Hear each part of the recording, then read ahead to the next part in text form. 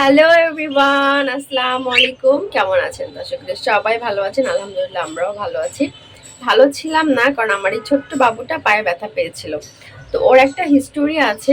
ওকে কিন্তু সেল করে দিয়েছিলাম মংলায়, এবং ওকে যখন সেল করি সেই ভিডিওটাও আছে। ওই যে র্যাবিস ভ্যাকসিন দিয়ে আনলাম। তো ওকে যখন আমরা গাড়িতে করে মংলায় পৌঁছে দিলাম, তো যে ফলের ঝুড়িতে করে ওকে পৌঁছে দেওয়া হয়েছিল। তো সামহাও ও ব্যথা পায়, ব্যথা পাওয়ার পরে ওই বাসায় যে ঘোরাতে থাকে। তো আমি ভাইকে বলছিলাম যে ভাইয়া প্রবলেম নাই, যেহেতু আমাদের হাত থেকেই মূলত ব্যথাটা পাইছে, এটা আমরা বুঝতে পারতেছিলাম যে, কারণ ওকে সুস্থ পাঠালাম, নামানোর পরেই শুনলাম যে ব্যথা, তাহলে রাস্তাতেই কিছু একটা হয়েছে। তো ভাইয়াকে বলছিলাম যে ওষুধগুলা দেন, কিন্তু উনি এমন একটা এরিয়াতে আছে যে আসলে ওষুধটা উনি দিতে পারতেছিল না। তো আমরা এক্সচেঞ্জ করে দিলাম। করার পরে ওকে হচ্ছে ট্রিটমেন্ট করাই, তো আলহামদুলিল্লাহ এখন ভালো। তো ওকে ট্রিটমেন্ট করার ছোট্ট একটা জার্নি ভাবলাম যে আপনাদের সাথে শেয়ার করি, কিছু কিছু জিনিস ক্যাপচার করে রাখছি। আর মাশাআল্লাহ আমার বাবু কিন্তু এখন একদম সুস্থ। তো ভিডিওটা পুরোটা দেখবেন, না টেনে পুরোটা দেখবেন।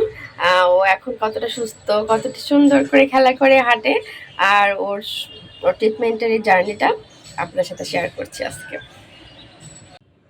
আলহামদুলিল্লাহ আমার বাবু এখন আমার কাছে। আসলে যেহেতু ডেলিভারিটা আমি দিয়েছিলাম, তো দায়ভারটা মূলত আমার। আর যারা আমার কাছ থেকে এসে নিয়ে যান, তারা কিন্তু আমার সামনে একেবারে খাওয়ায় দাওয়ায়, খেলাধুলা করে, ভালো করে প্লেফুল ক্যাট দেখে তারপর আমি দিই। এখন এটা তো আমি দেখে দেওয়ার সুযোগ পাইনি, যার কারণে এটাকে আমি এক্সচেঞ্জ করে দেওয়ার সুবিধা তাকে আমি দিয়েছি, কারণ উনি নামার সাথে সাথে আমাকে আপডেট দিয়েছে। আর এখন থেকে আমি আর কাউকে পৌঁছায় দিব না, যারা নিবে আমার কাছ থেকে এসেই নিবে। এই যে আমার কাছ থেকে একটা অঘটন ঘটে গেল, এখন তো এই দায়ভারটা আমার ঘাড়ে এবং আমাকে এটা ক্যারি করতে হচ্ছে। তো এই যে চলে গেলাম বার্ড অ্যান্ড পেট কেয়ারে। এখানে কিন্তু পেট অ্যানিম্যালের সর্ব রকমের সার্ভিস দেওয়া হয়। কুকুর, বিড়াল, পাখি, আবার সাথে সাথে কিন্তু এখানে অনেক খাবার-দাবারও আছে ওদের।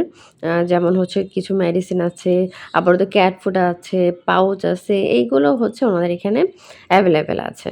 তো যাই হোক, ওনাদের সার্ভিসটা অনেক ভালো। আমি বেশ কিছুদিন ধরেই এখানে দেখাচ্ছি। আমার কাছে বেশ ভালোই লেগেছে। তো ডাক্তার আপু আমাকে বলছে যে ওকে ৭ দিন নিউরোবি যে ইনজেকশনটা ওটা ইনজেক্ট করতে হবে। আর উনি ওখান থেকে ১ ডোজ দিয়ে দিয়েছে। সাথে মিলভেট যেই ব্যথার ইনজেকশন সেটাও দিয়ে দিয়েছে। বলছিল যে আজকে রাতের ভিতরে যদি ব্যথা না কমে, তো আপনি কালকে থেকে এটা কন্টিনিউ করতে হবে। চাইলে আপনি নিজেও দিতে পারেন অথবা আমাদের কাছে এসেও দিতে পারেন। এটা হচ্ছে মাংসে দিতে হবে 0.25, যেহেতু ওর বয়স ২.৫ মাস ছিল ওই সময়টায়। এতদিন কিন্তু ৩ মাস হয়ে গেছে।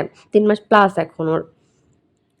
তো আমি আর মেঘলা YouTube দেখে আসলে ইনজেকশন দেওয়ার আ মানে সিদ্ধান্তটা নিলাম যে প্রতিদিন আসলে আসা যাওয়া অনেকটা টাইমের ব্যাপার। আর নিজেরা যদি পারি তাহলে খুবই ভালো হয়। আর মেঘলা কিন্তু ওর দাদির যেই ডায়াবেটিসদের যে ইনজেকশনটা ও দিত আরকি। তো এইজন্য আরকি সাহসটা নিলাম। আর হচ্ছে বড় সিরিঞ্জটা কিনে এনেছিলাম, কিন্তু ওইটা দিয়ে আসলে আমরা পারব না। ওই সুইয়ের মাথাটাও অনেক মোটা, ও অনেক ব্যথা পাবে। যার কারণে যে ডায়াবেটিসের জন্য যেই ইনসুলিন দেয়, তার যে ইনজেকশনটা ওইটাও আমরা নিয়েছি আরকি। যাতে ওর ব্যথাটা কম লাগে।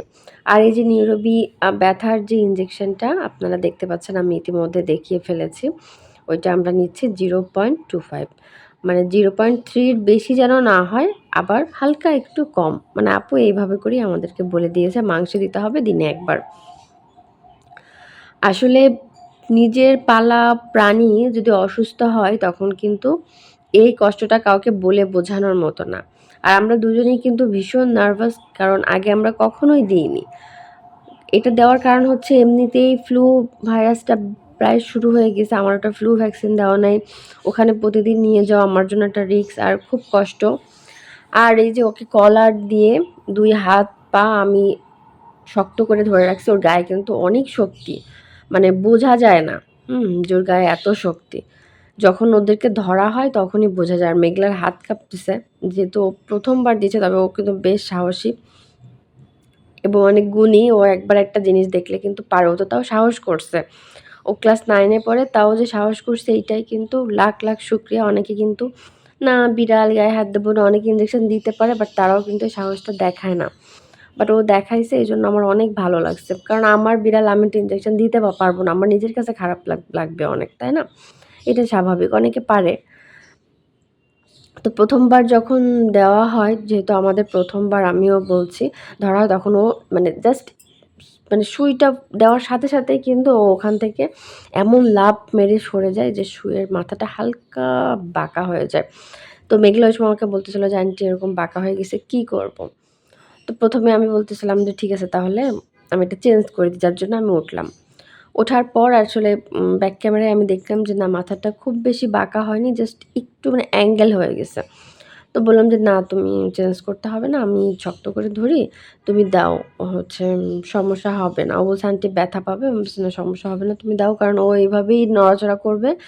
আর এই ইনসুলিনের যে সুইটা ওর মানে যে সুইয়ের মাথাটা ওটা এত চিকন আপনি যেটাই দিবেন না কেন ও বাঁকায় ফেলবে মাস্ট একেবারে। তো এই যে এখনই সেই মোমেন্ট।